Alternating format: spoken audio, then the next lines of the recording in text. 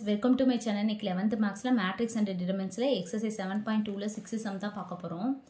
Show that அப்படினு சொல்லிட்டு ஒரு determination கொடுத்திருக்காங்க equal to 0. 0 தான் நம்ம கொண்டு வர போறோம். சரிங்களா?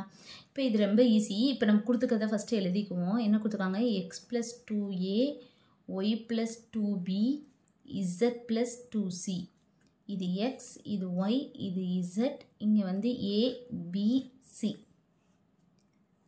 இப்போ நம்ம என்ன பண்ண போறோம் அப்படினு பாத்தீங்கன்னா r1 ல போட போறோம் r1 - r2 சரிங்களா இது ரெண்டையும் நம்ம மைனஸ் பண்ண போறோம் இப்போ மைனஸ் பண்ணா என்ன இருக்கும் r1 வந்து என்ன இருக்கு x + 2a - x அப்ப +x - கேன்சல் ஆகி 2a இருக்கும் அதே மாதிரி தான் y + 2b - b y cancel ஆகி 2b இருக்கும் z + 2a - z z cancel ஆகி 2c இருக்கும் அப்ப எழுதிடலாமா இங்க 2a இருக்கும் இங்க 2b இருக்கும் இங்க 2c இருக்கும் ரிமைனிங் உள்ளதை அப்படியே எழுதிக்குவோம் r2 வும் r3 யும் அப்படியே எழுதிக்கலாம் அடுத்து என்ன பண்ண போறோம் இந்த 2 காமனா இருக்கா வெளிய எடுத்துறோம் அப்ப taking